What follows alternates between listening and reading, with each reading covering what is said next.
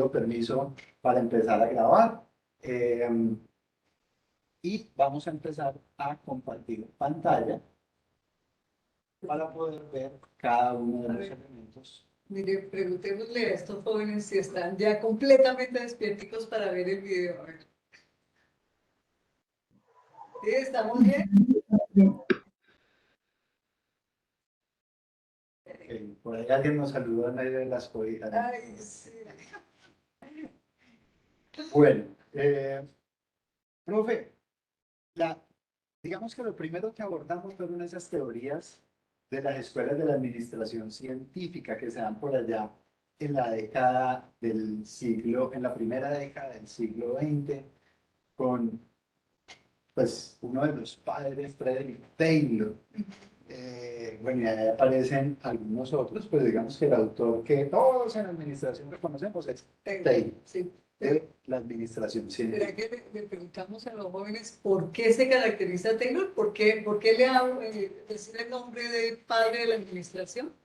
A ver, ¿quién se le mide? Chicos, ¿qué encontraron ustedes? Recuerden que todas las participaciones son tenidas en cuenta. Pero no todos al tiempo.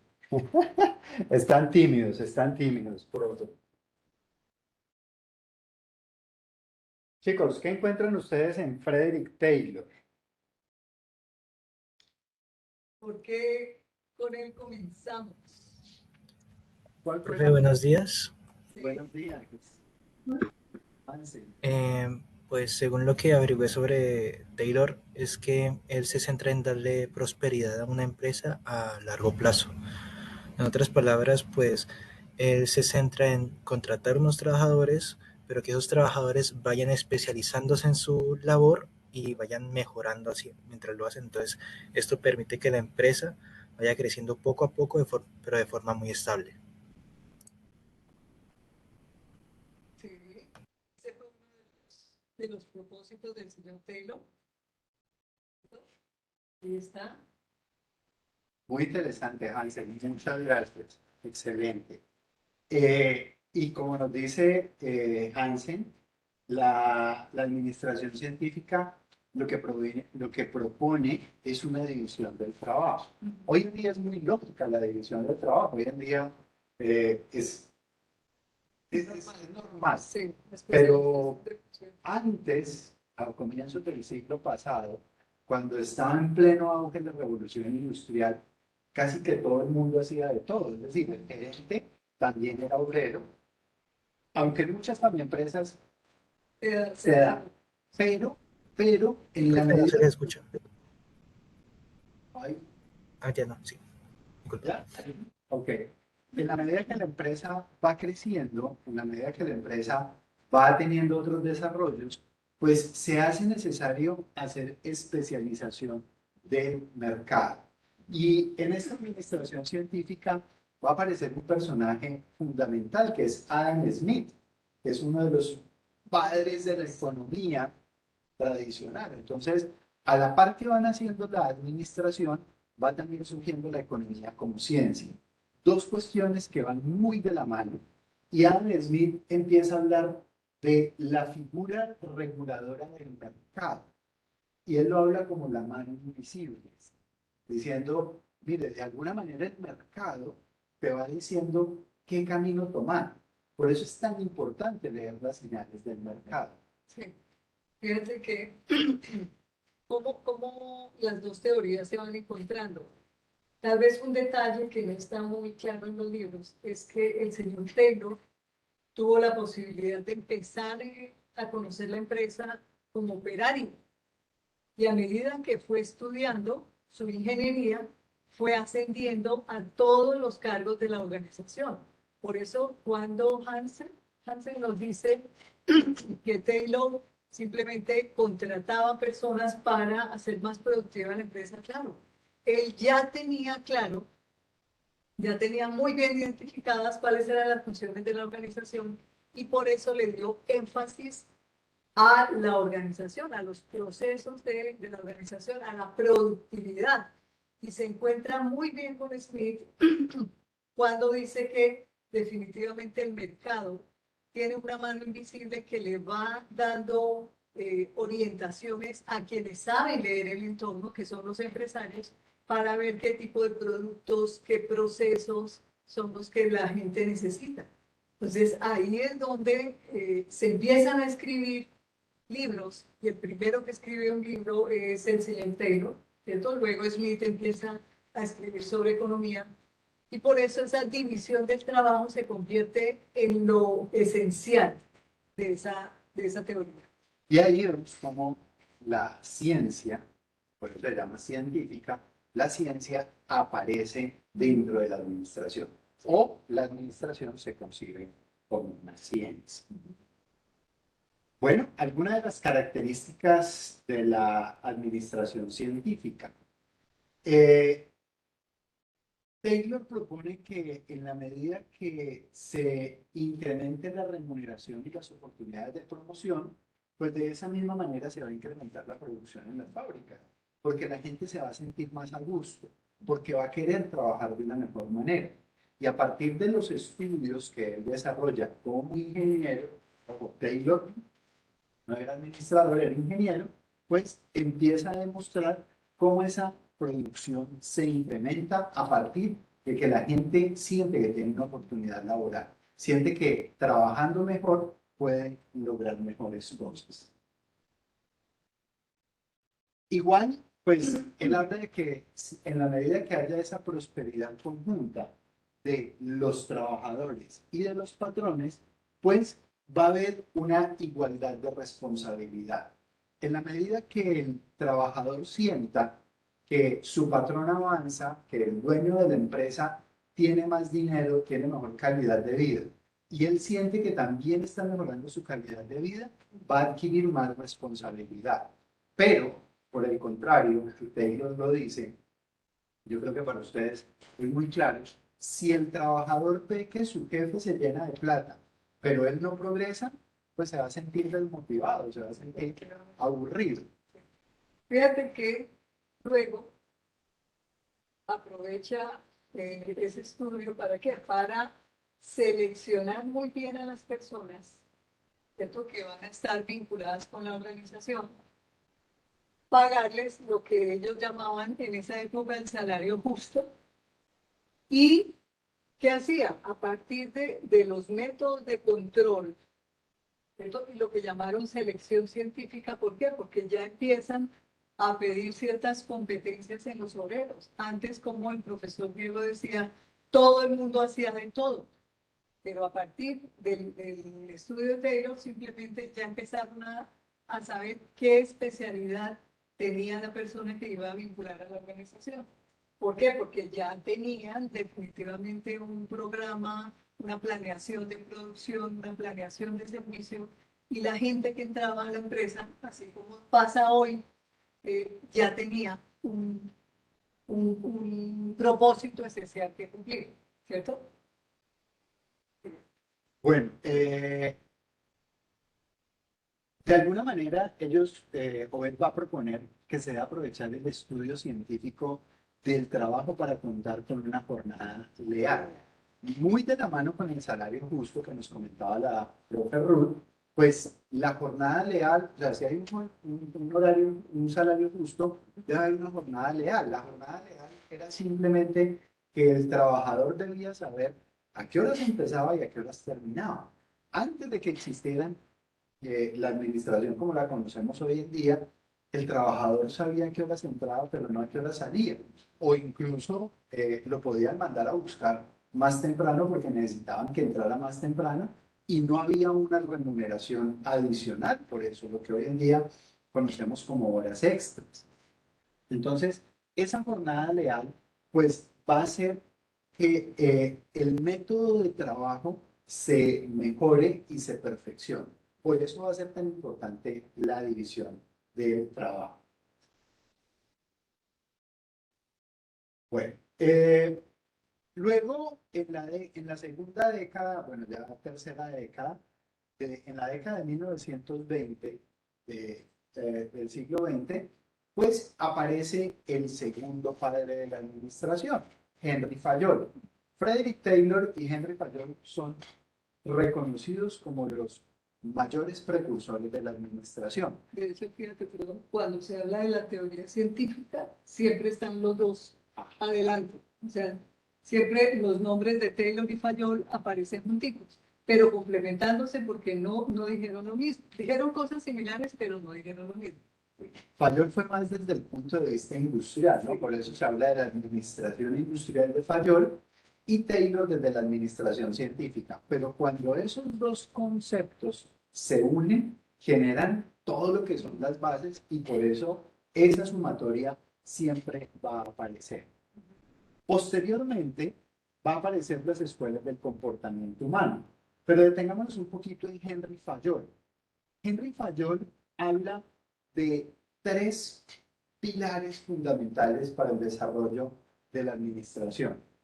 En primer lugar, identificar las operaciones de la empresa.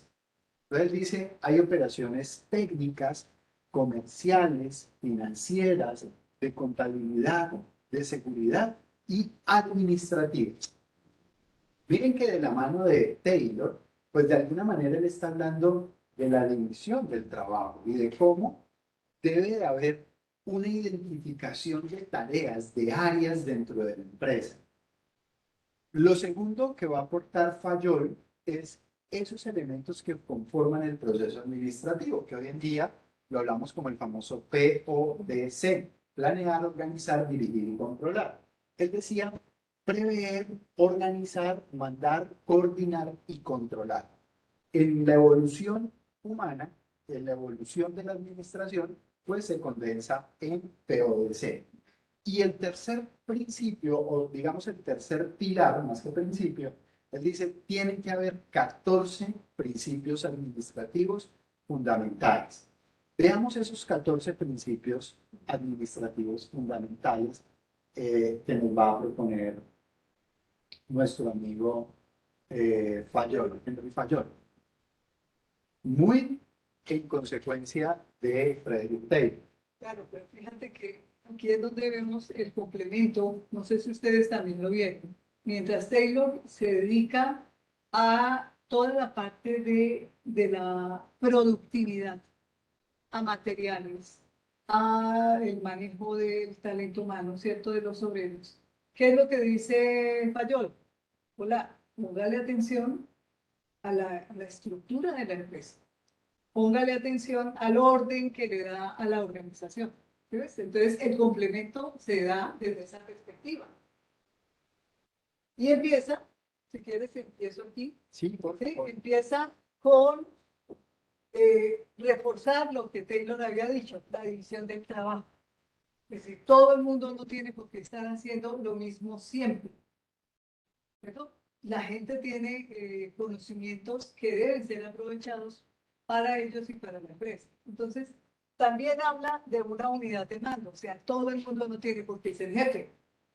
Tiene que haber una coordinación, una gerencia, que la gente sepa a quién le debe rendir cuentas, ¿cierto? Porque eso de tener 50 jefes es muy difícil. Es una exageración por cuenta mía, pero me refiero, el hecho de tener 2 o 3 jefes no es tan productivo.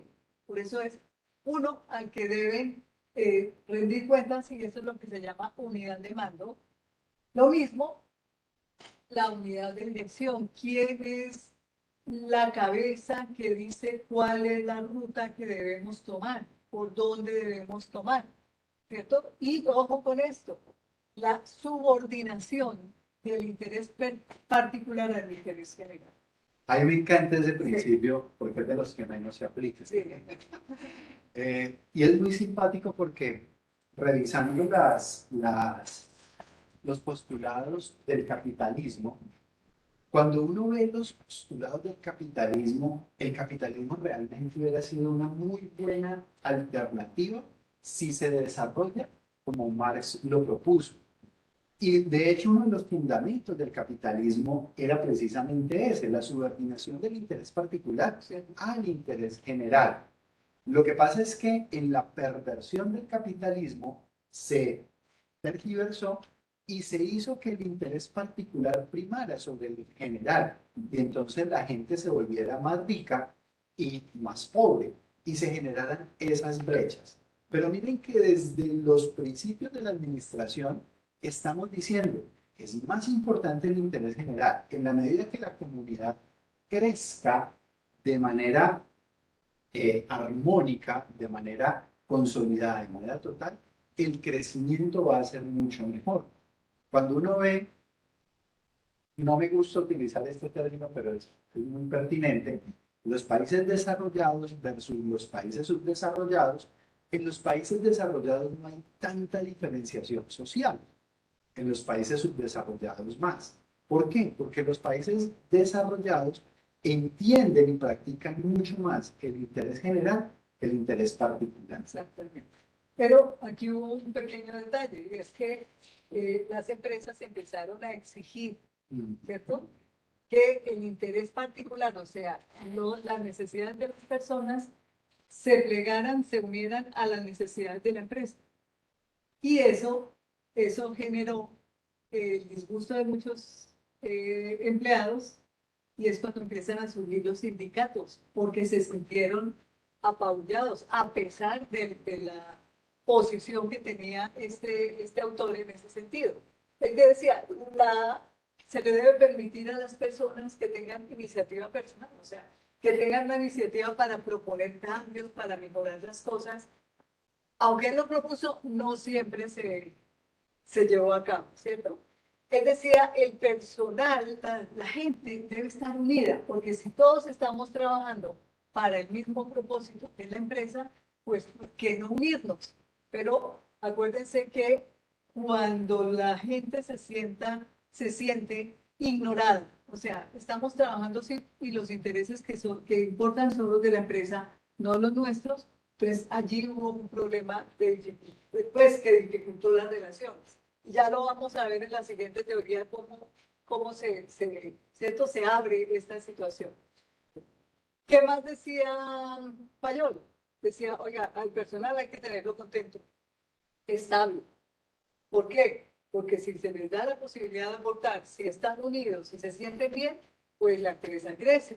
Entonces, se necesita equidad, o sea, todos, jefes y obreros, deben estar trabajando, deben estar ganando. Se necesita orden, porque no hay manera que todo el mundo opine así a la loca. Se necesita jerarquía, recuerdan lo que decíamos antes, la unidad de mando, la unidad de dirección, jerarquía.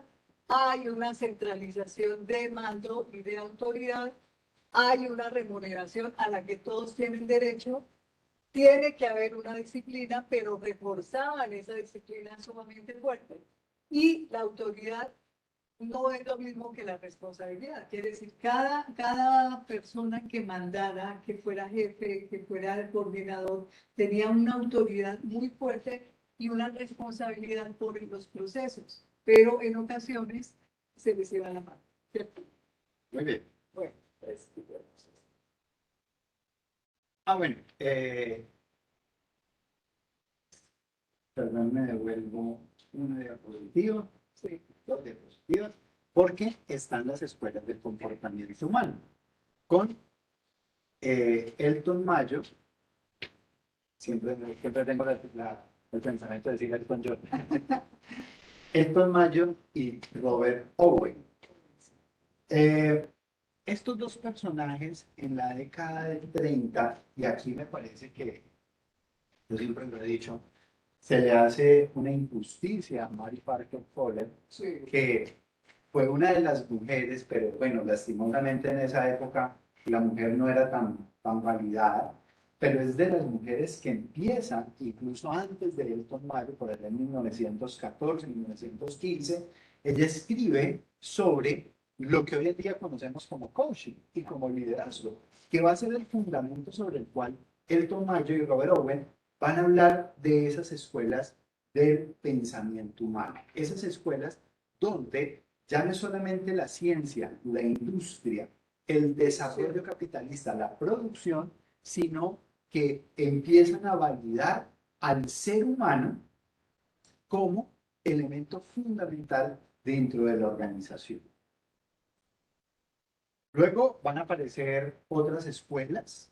En la década del 40, la escuela matemática, Bueno, alguna de las cosas que decían los de la escuela matemática era que todo era preciso como las matemáticas, que todo había que calcularlo, que la organización era como una cantidad de números.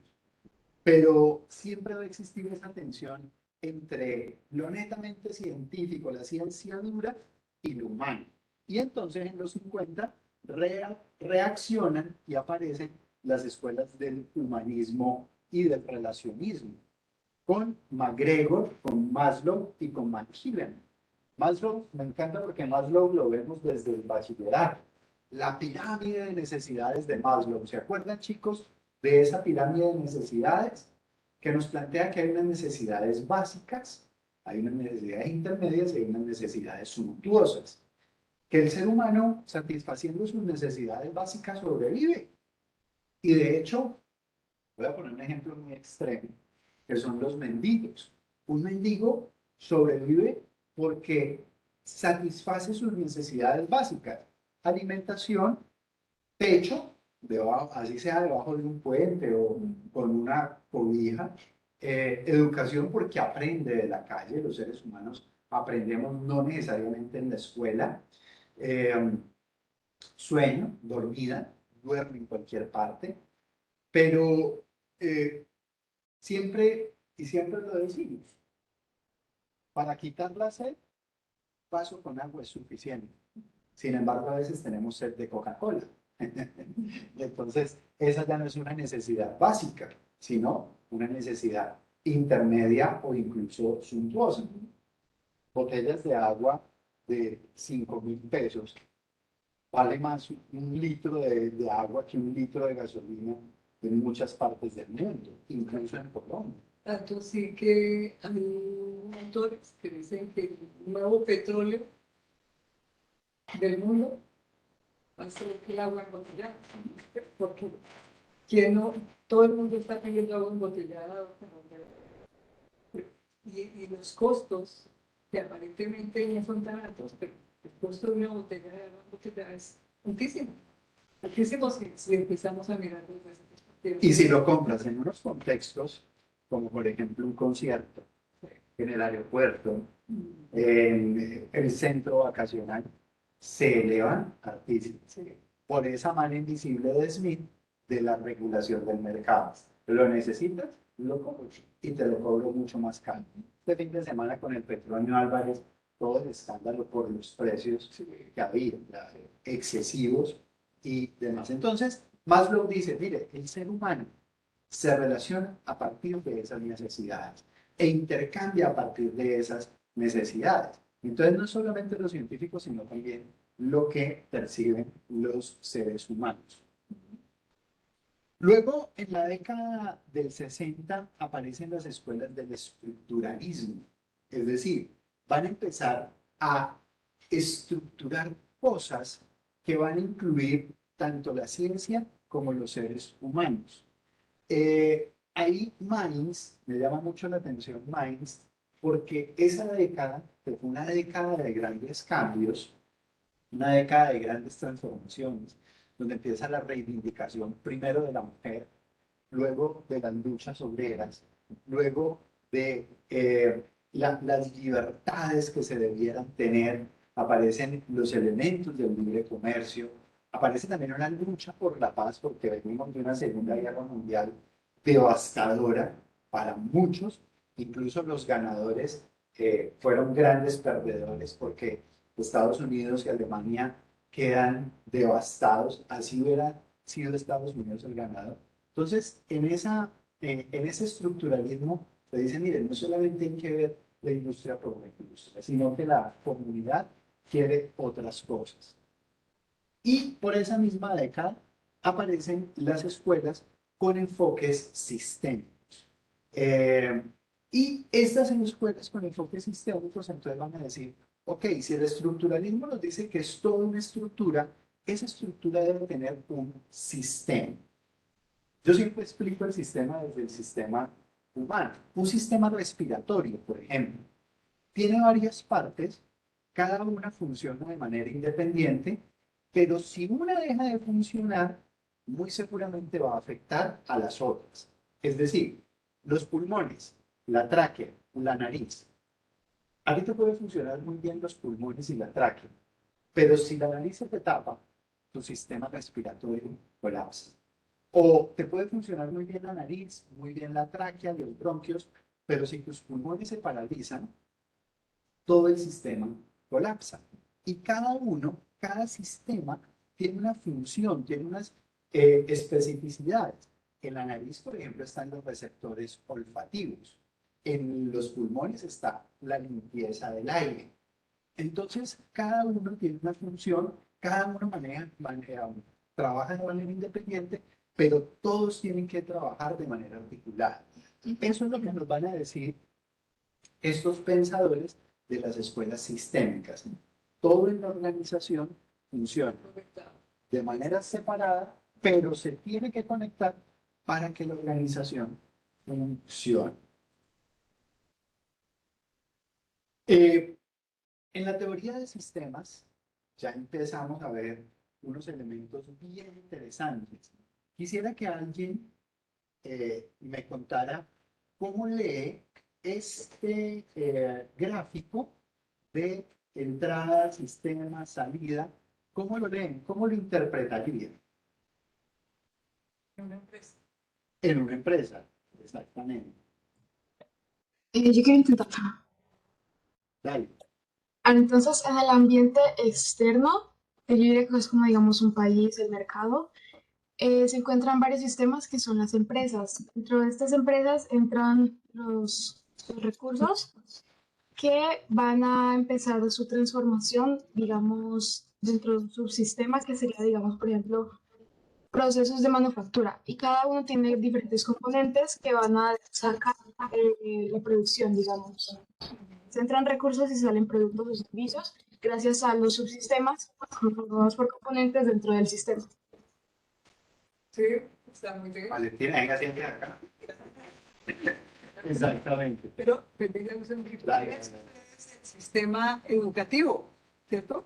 Aquí están ustedes, aquí en la entrada están ustedes, ingresan a la universidad, ustedes en la universidad encuentran información, encuentran profesores, encuentran materiales y no son los mismos cuando llegan a primer semestre a los que salen en octavo o noveno semestre después de haber hecho investigación y demás. Todo esto, lo que encontraron al interior de la universidad, permite cuando ustedes salgan, no solamente tengan un conocimiento, sino ya tengan unas competencias, unas habilidades. Y este proceso vuelve a empezar cuando ustedes ingresan a una empresa a trabajar, ¿sí? Entonces, todo el tiempo estamos en ese proceso, todo el tiempo.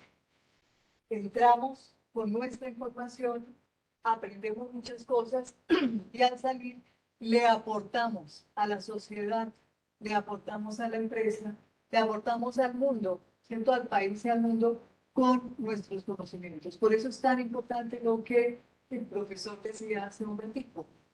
Todo lo que aprendamos, aprendámoslo bien, comprendamos, entendamos, ¿cierto? Procuren ustedes entender, comprender. Si tienen dudas, hablen, digan. ¿Por qué? Porque cuando estén en este punto de salida y puedan aportarle a la empresa, su aporte va a ser grande para la organización.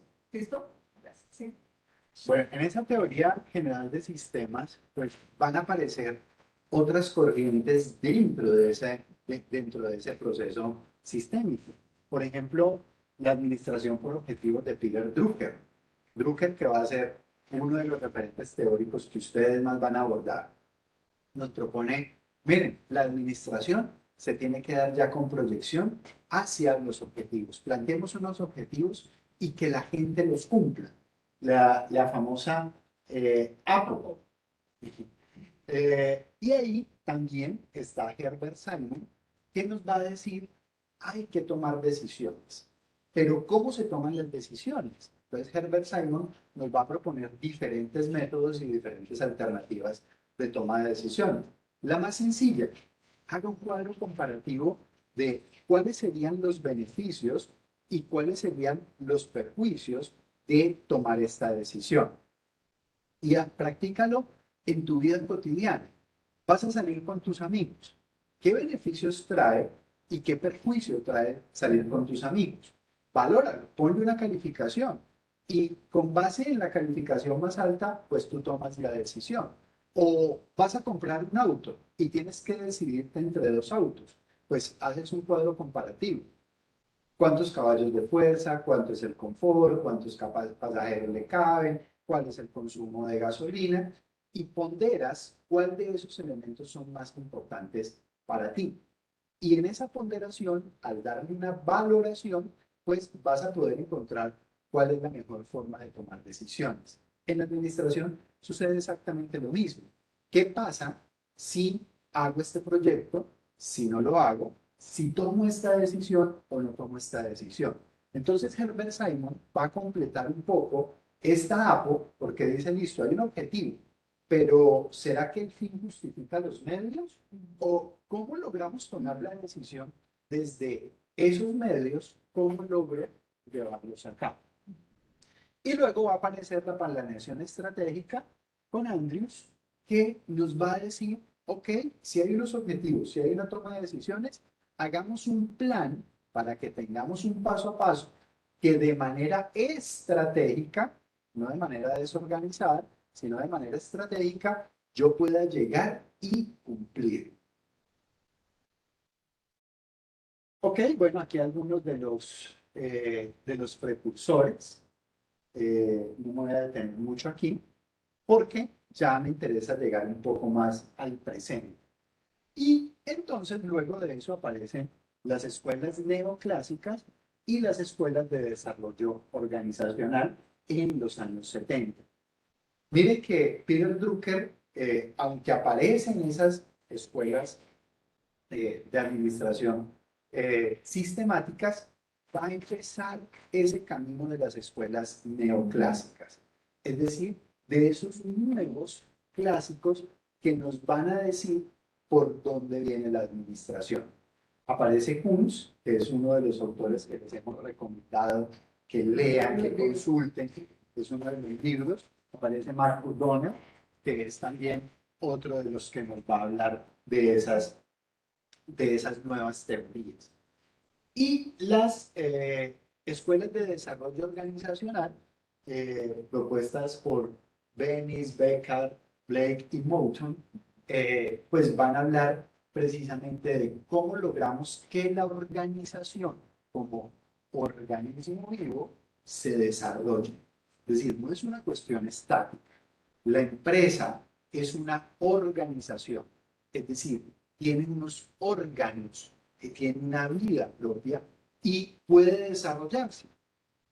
Yo me imagino que ustedes en biología de allá de primero de primaria le dijeron, el ser humano nace, crece, se desarrolla, se reproduce y muere. Eso es un organismo. La empresa debe ser un organismo. Cuando es concebida así, como que nace, crece, se desarrolla, puede llegar a reproducirse y obviamente debe morir. Lo que pasa es que con los emprendimientos muchas veces creemos que nace y ya tiene que reproducirse. No, chicos, el bebé no se reproduce. El bebé hay que primero hacerlo crecer, desarrollarlo, es decir, que llegue a su madurez. Y ahí sí, en la madurez, es que nos empieza a retribuir. Fíjate que las empresas, por ejemplo, esas empresas que llevan más de 100 años, no es que mueran. Lo que pasa es que cambian de estado. O sea, crecen. Antes empezaron con un producto, con un proceso, y se dieron cuenta que tenían la posibilidad de generar más. Entonces, cambian ese esquema y pasan al siguiente. Podemos tomar, por ejemplo, como ejemplo, Arturo Calle, aquí en nuestro país, estas tiendas de cuero, Vélez, fueron empresarios, son empresarios porque están vivos, que empezaron de manera rudimentaria, ofertando sus productos y se dieron cuenta el potencial que tenían. Entonces, es ese proceso que denominamos muchas veces muerte, lo que hace es generar una proyección. Perdón, una proyección. Y eso es lo que se está convirtiendo hoy en día en franquicias, se está convirtiendo hoy en día en sedes, ¿cierto? Hay almacenes que están, Arturo Calle está en Colombia y está en diferentes partes del mundo. Vélez, Hernández está Top. vendiendo, Toto está vendiendo ya en muchas partes. Entonces, ¿qué le pasó a esa empresa que nació pequeña? Pues que efectivamente creció, se acomodó, se adaptó al cambio y se proyectó. Entonces, es una empresa que mientras siga en ese proceso, ¿cierto? Va a continuar viva. Se va adaptando. Profe, no sé si tú sabes la historia de Nokia. Sí. ¿Alguien conoce la historia de Nokia? ¿Cómo surgió Nokia? Mucho alguien conoció un celular Nokia. Pero resulta que Nokia es de los, por allá de 1870 y pico. Coca-Cola, 1800 y pico. Coca-Cola nació como un jarabe medicinal. Nokia nació como una empresa que fabricaba pañuelos faciales.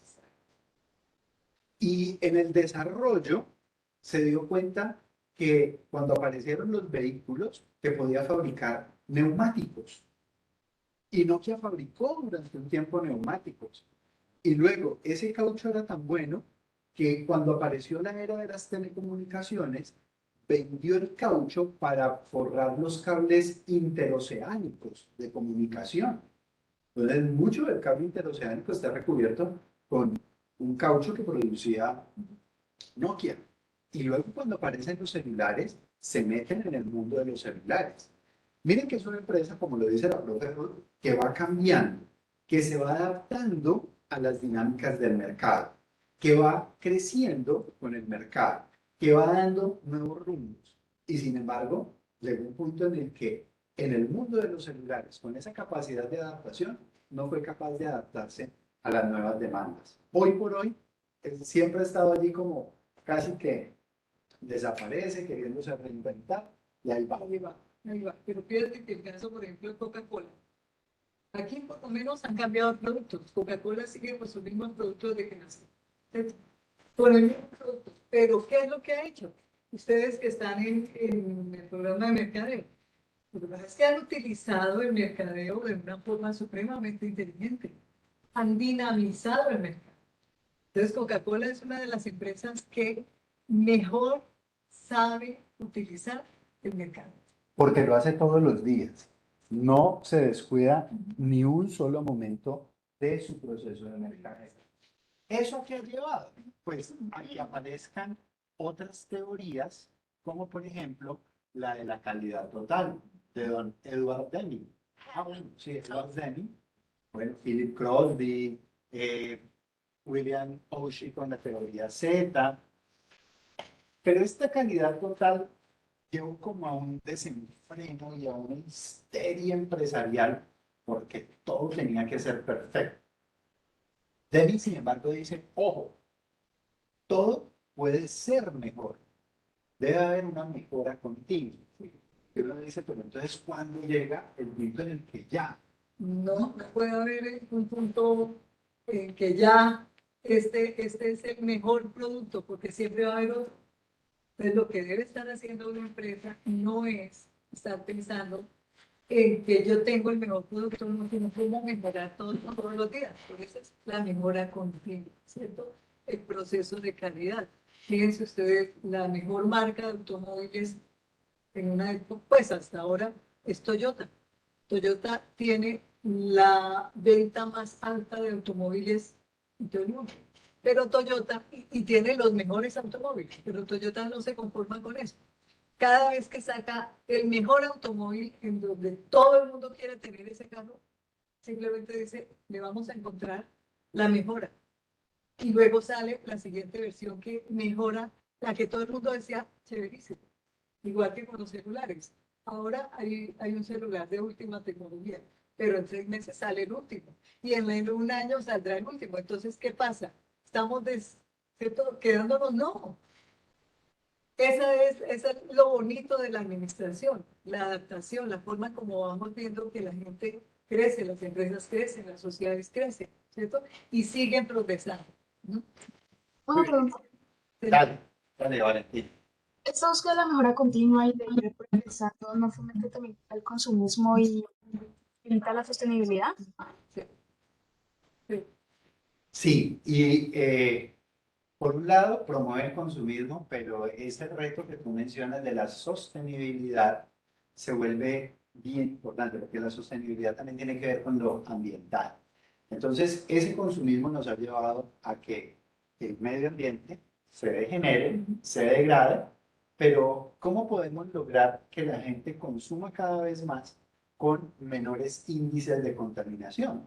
Entonces aparecen propuestas como Tesla, carros eléctricos, altísimo precio, pero carros eléctricos, o celulares que cada vez necesitan menos tiempo de carga, baterías que duren más en el tiempo para poder no generar tanta contaminación, bombillos que cada vez duren más en el tiempo, pero que hay que irlos adaptando.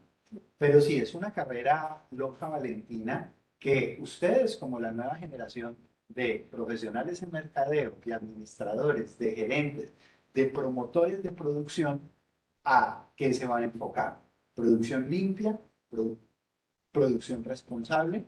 ¿O cuál va a ser el enfoque? Fíjate que lo que dice Valentina, la sostenibilidad va a ser como el freno para ese consumismo desbocado. ¿Por qué? Porque es que lo que decíamos, salió el último celular y así no tenga plata, me consigo donde sea, pero tengo el último. ¿Cómo para qué? ¿Sí? ¿Para qué? Entonces, lo que está haciendo hoy en día el concepto de sostenibilidad es decirle a la gente, y ahí es donde ustedes, los de mercadeo, tienen que también entrar a cuestionar muchas de las tácticas que se están utilizando, las estrategias. La gente debe tener lo que necesita. Lo que pasa es que el mercadeo ha generado necesidades y la gente se ha metido en esas necesidades. Eso es lo que genera un consumismo desbordado. Pero a partir de ahora, en donde estamos viendo problemas ambientales, ya el entorno nos está llamando la atención, ¿cierto? El entorno ambiental, ya las personas están sufriendo por muchas de los productos, el consumo desaforado también ya está generando lesión al cuerpo humano. Entonces, ¿qué nos está diciendo la sostenibilidad? Hola, pare, piense, ¿qué futuro quiere? Ustedes que apenas están comenzando, pero llegarán a tener sus familias, sus hijos, ¿qué tipo de mundo le queremos dejar a estos hijos? Ahí es donde entra la administración y entra todo el concepto ético del que estamos hablando. Entonces, siga. Profe, una Señor. Dale, Camilo.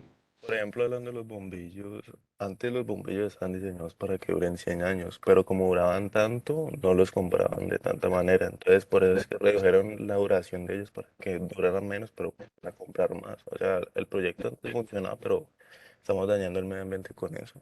Sí, señor. Sí, señor. Y estos bombillos de LED son altísimamente contaminantes, por eso ustedes encuentran en los supermercados, incluso aquí en la universidad, depósitos especiales para eliminar los bombillos, porque son tan contaminantes que si tú los echas en la basura, el mercurio que contiene en unos años, Sí. muy pocos años, no 1000 años, en muy pocos años, en 20 años, cuando tú estés en la menor de tu madurez, vamos a tener aguas subterráneas contaminadas. Y recuerden que el agua subterránea, en últimas, es la que brota y es la que da el alimento a la tierra, es la que se producen los cultivos, entonces vas a tener que comer cosas cultivadas con Pero fíjate que, Camilo, porque a mí Camilo acaba de mencionar algo supremamente importante, y es una teoría que ha surgido como cuestionamiento, se llama la obsolescencia programada. ¿Qué es la obsolescencia programada? Que justamente en esa carrera del consumismo, lo que tú acabas de decir, ya la vida útil de un bombillo, que antes podía ser de 10 años, 15 años, hoy en día es de 1 año, 2 años. ¿Por qué? Porque necesitan que la gente compre más. Mira, DuPont con las medias veladas de las damas. DuPont generó un material que hacía las medias veladas eternas, ¿sí? Pero ¿qué dijeron? ¿Para qué se hacen eternas? Porque entonces las mujeres no van a comprar tanto. Entonces hagámoslas con menos material interesante para que dure un poquito y el consumo sea máximo. Entonces, miren cómo esas ganas de estar enriqueciéndose y obteniendo ganancias rápidamente nos ha llevado al desenfreno que tenemos hoy. Acuérdense de la palabra obsolescencia programada. Muy bien, entonces, chicos, en este entorno de la calidad total, pues aparece el famoso capitalismo industrial, el cual se basa en la planificación de la calidad. Entonces, esa planificación de la calidad es lo que les está hablando la profe Ruth. Hay cosas de calidad, pero también hay cosas de menor calidad. En estos días iba por un centro comercial, profe, y una señora le decía a la otra, pasaban por un almacén de muebles muy simpático, iba ahí muy cerca de ellas. Ay, tan rico, yo me sueño con tener de estos muebles para que me duren toda la vida. Y la otra le decía, no, mi hija, yo quiero muebles, yo los compro en el centro que me duran 2, 3 años máximo. Entonces, le digo, ¿cómo se te ocurre eso? Me dice, no, es que así puedo estrenar todos los días. Enfoques diferentes. Hay gente que quiere cosas que le duren poquito para poder estar estrenando, para poder mantenerse a la vanguardia. Hay gente que queremos que las cosas nos duren todas las vidas. La lavadora de la abuelita se lleva 25 años en la casa y funciona la nevera. Pero eso se da. El control de la calidad, o sea, si hay una planificación de la calidad, debe haber un control de la calidad y un mejoramiento continuo. Y de alguna manera, pues, eso nos va a dar una espina de pescado hacia en la cual vamos a encontrar métodos, máquinas, materiales, manos de obra que nos van a llevar a ese efecto o problema de la cultura organizacional. ¿Queremos organizaciones o queremos productos de corta duración o de larga duración? ¿Queremos organizaciones conflictivas u organizaciones armónicas? Todos esos elementos van a ser parte del estilo que tú quieres. No hay cosas buenas ni malas, simplemente hay cosas diferentes. Bueno, en esas escuelas contemporáneas, ya a finales del siglo pasado, en la última década del siglo pasado, aparecen algunas teorías que hoy en día tienen mucha vigencia. Me acuerdo en los años 90, finales de los 80, comienzos de los 90, cuando empezó la reingeniería. La reingeniería, eso fue una cosa loca. Reingeniar, volverse a ingeniar. Entonces, hay un libro, un título de un libro que me llama mucho la atención, que dice, si no está roto, rompa. O sea, si la empresa está funcionando bien, desbarátela, mijo, porque hay que volverla a inventar. Y eso llevó a, por ejemplo, mucha reorganización, a eliminación de puestos de trabajo, a creación de nuevos enfoques de formación, aparición de nuevas carreras, de nuevos programas de formación, de nuevas demandas de necesidades del el mercado. Reinventarse la empresa llevó a que se reinventara toda la sociedad. Obviamente aparece también el benchmarking. Miremos qué está haciendo la competencia. Los japoneses dicen la tecnología de lo obvio. Identifica al mejor, copia al mejor y supera al mejor. El benchmarking consiste en revisemos qué está haciendo la competencia y qué puedo hacer para mejorar a mi competencia. Aparece el outsourcing. Contratemos por fuera lo que no es misional. Les pongo un ejemplo en la Universidad Autónoma, el servicio de aseo. La misión de la universidad no es hacer aseo. Entonces, tiene una empresa, Villa Aseo, contratada para hacer aseo. La seguridad externa. Esa no es misión de la universidad. Por eso contrata a una empresa como Seguridad Atlas para que haga la seguridad externa. ¿Qué es misional de la universidad? La educación. los profesores, el sistema administrativo de la educación. Entonces, eso sí lo contrata la universidad, pero el outsourcing básicamente es contratemos por fuera lo que no es propio de nosotros. Y obviamente, y más con la pandemia, pues se agudiza esa organización virtual del siglo XXI. A ver qué es el cuarto de realidad. Vamos a ver un pequeño video. Les recomiendo estas últimas diapositivas. Léanlas, mírenlas, porque en ellas va a estar la síntesis de lo que estamos viendo.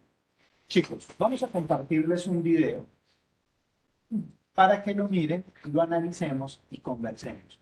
Y recuerden que luego va a haber una prueba de autoevaluación que tú deberás desarrollar y que nos dará a nosotros pues un indicador de cómo está tu nivel de aprehensión de estos conocimientos. ¿Están viendo bien el video? Por favor, confírmeme si vieron el video y si lo escuchan adecuadamente.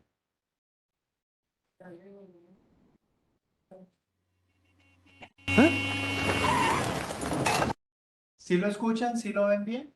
Sí, perfecto. Perfecto.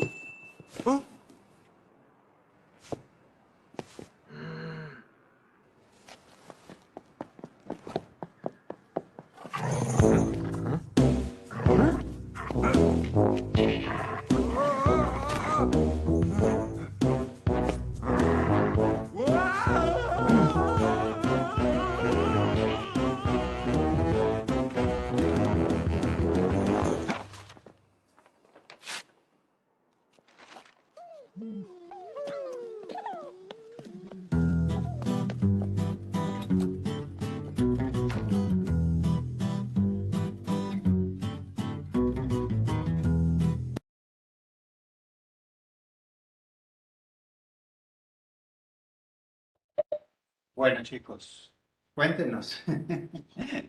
¿Qué vieron? ¿Cómo podemos relacionar el video con lo que hemos hablado esta última hora?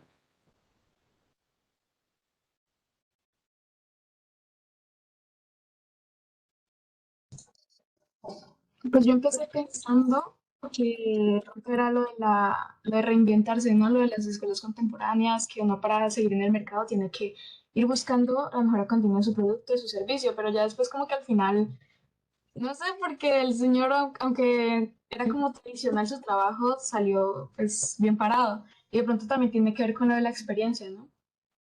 Ajá. Fíjense ustedes que una cosa es esa experiencia que ofrece calidad, ¿cierto? Y cubre las necesidades de las personas. Y la otra es el, el brillo, ¿cierto? La fotografía. O sea, lo último, la marca. No podemos decir si una es mejor que la otra, pero ¿qué preferiríamos nosotros? Administrativamente, miren, una persona que lleva tiempo en su empresa, quizá ese empresario tiene dificultades administrativas porque no tiene las posibilidades de recurrir a la tecnología que tiene el otro caballero. ¿Sí ven? Entonces, ¿qué le sugeriríamos a este empresario tradicional? ¿Cierto? Cómo empezar a vincular la tecnología, no por el impacto, el brillo, no, sino porque quiere que su producto esté donde debe estar, cubriendo las necesidades de personas. Entonces, fíjense, por ejemplo, hay un almacén, ¿no? Más que un almacén.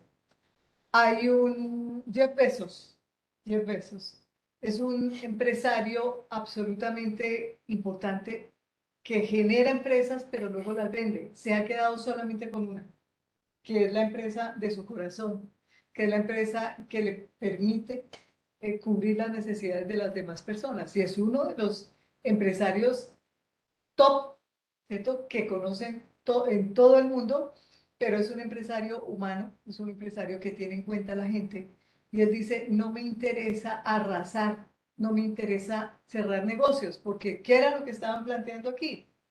El señor iba a tener que cerrar su negocio y eso mismo le ha pasado a muchas empresas.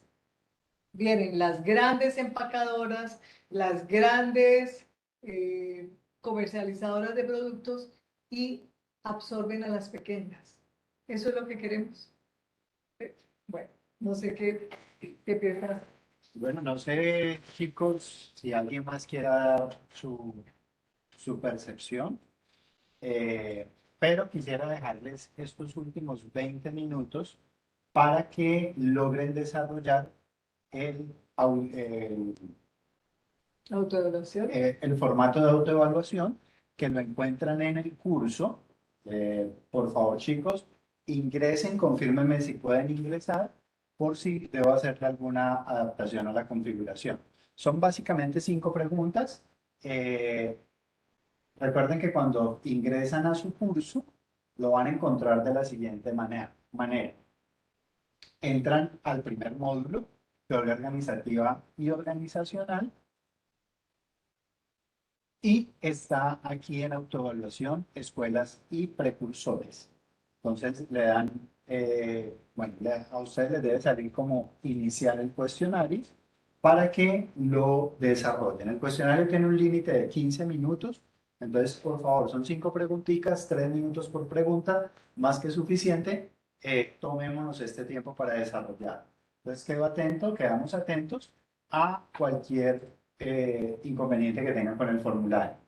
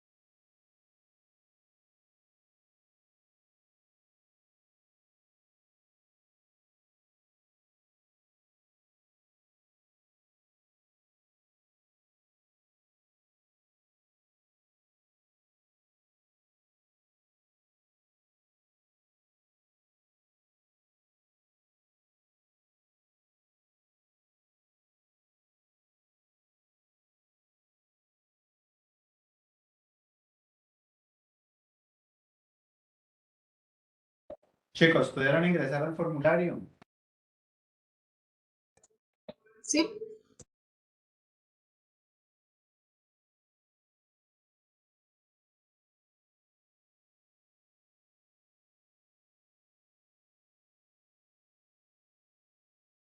Solamente han entrado 28 personas, faltan bastantes en el grupo, entonces los que no han ingresado, por favor, hacerlo.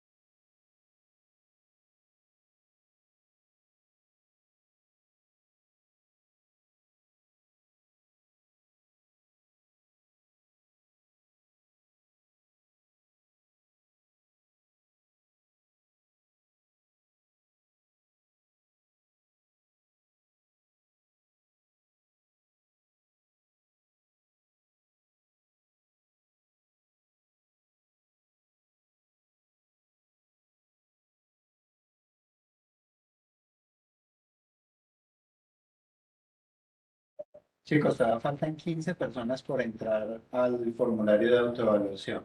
Recuerden que una vez termine la clase, el formulario se cierra y no podrá desarrollar los restos.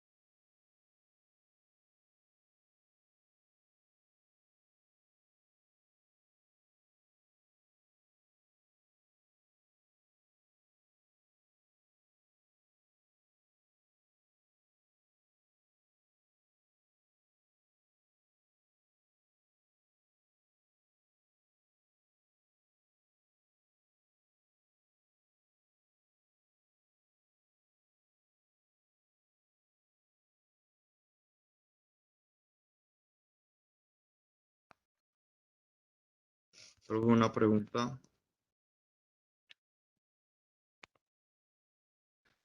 ¿Sí, dinos? El formulario al que dice autoevaluación escolar y precursores. Sí, Ah, sí, listo. Gracias.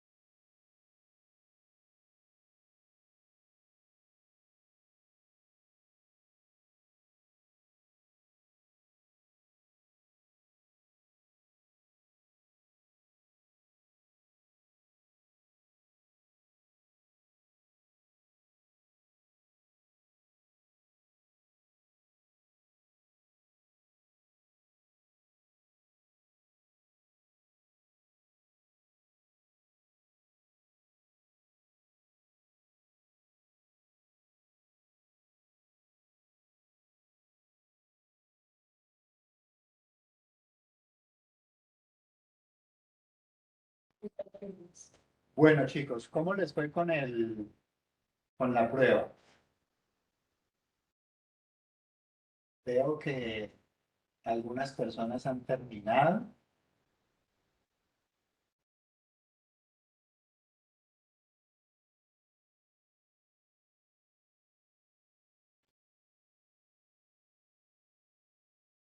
Y que la nota no es muy buena en muchos casos.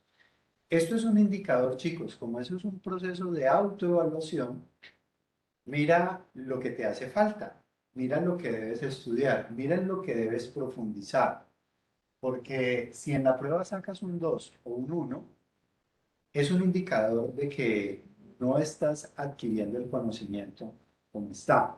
Y el conocimiento está dado de muchas maneras. Nosotros lo compartimos con ustedes en esta clase, lo reforzamos en la clase de acompañamiento, están los materiales, está la bibliografía, están las actividades que hacemos. Entonces, si tú no lo tomas, si tú no lo agarras, ya no es responsabilidad de nosotros. Ojo con eso, porque no es que porque mucha gente pierda, todos los profesores son malos. No, no somos solamente los profesores los que te estamos dando información. Ojo con eso, chicos. Recuerden lo que dijimos también desde el comienzo. Lectura, muchachos. Los documentos son hermosos todos. Quiere decir, la información que nos entregan estos documentos es muy valiosa, no es difícil, es un lenguaje sencillo. Aprovechemos. ¿Listo? Profe, una pregunta. Señor. Dale, Hansel. ¿Será que pueden habilitar la revisión del examen para uno saber en qué fue exactamente en lo que se equivocó? En la tarde la habilitamos, Hansel. Después de las Gracias. 4 de la tarde. Bueno, Bueno, chicos, pues, por favor, los que quedan presentando el examen, pues recuerden que tienen la autoevaluación, perdón, tienen un límite. Y bueno, pues nos vemos el jueves con los que me dan clase de acompañamiento o si no el próximo martes. Profe, muchas gracias. está bien.